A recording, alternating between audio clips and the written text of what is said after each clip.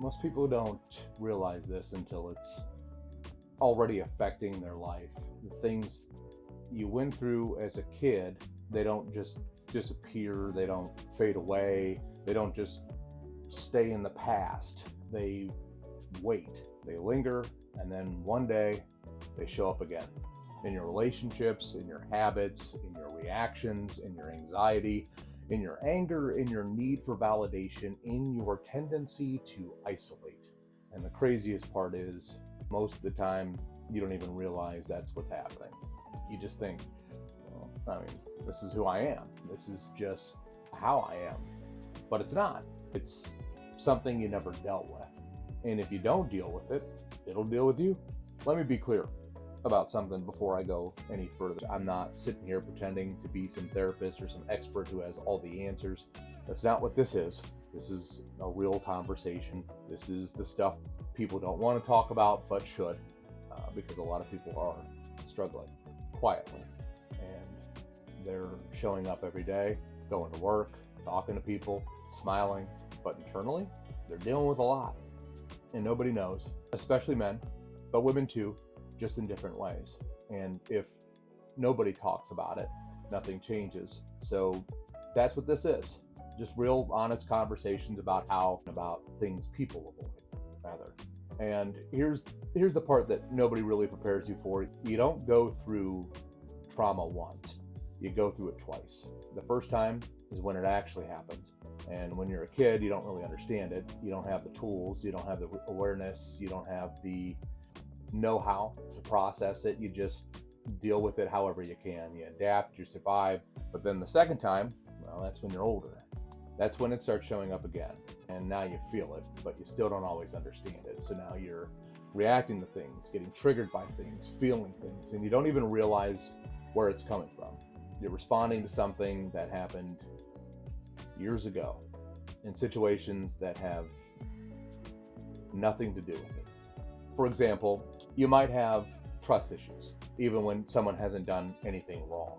Anger issues, and you don't even know why you're that mad. A constant need for validation because you didn't get it when you needed it. Fear of being abandoned.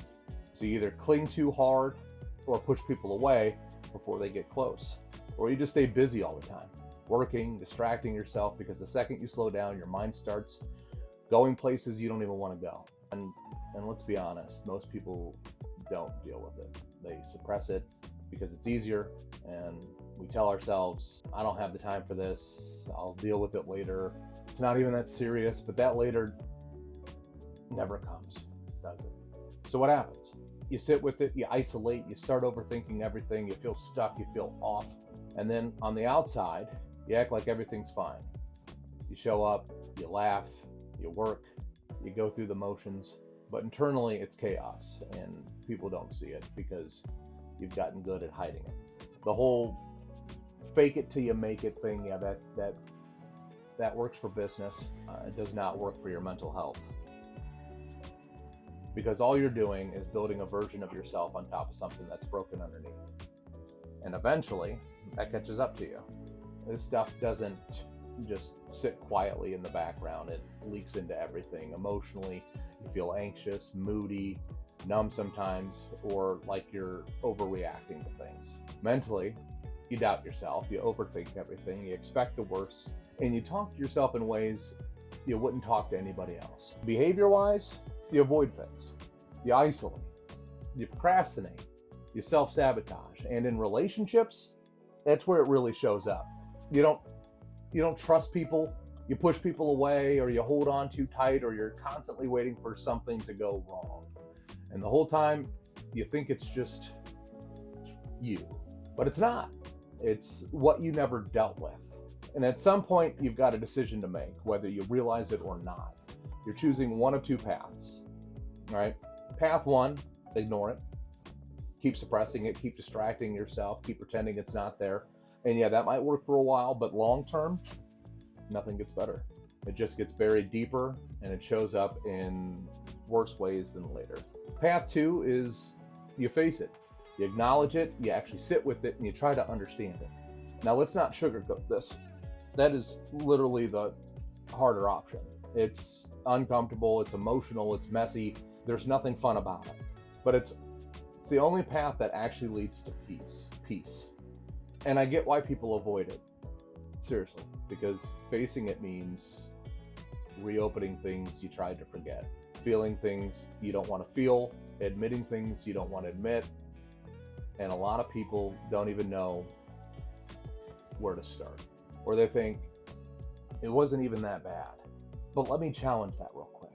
If it's affecting your life today, it was bad enough. And here's the part that people don't always want to hear. You may not be responsible for what happened to you, but you are responsible for what you do with it now. And that's where people get stuck, because it's easier to say, that's just how I am. That's just my personality. That's just how I was raised. Cool. But what are you going to do about it? Because if you don't take ownership of it, nothing changes. And I want to be clear about something. The goal here is not to become perfect. You're not going to just fix everything. It's not real. The goal is peace. Understanding yourself better, not being controlled by your past, being able to respond instead of react, and being able to recognize where something is coming from and not letting it ruin your life, not letting it run your life. And if you're listening to this and some of this is hitting, good, because that means you're aware, and awareness is step one.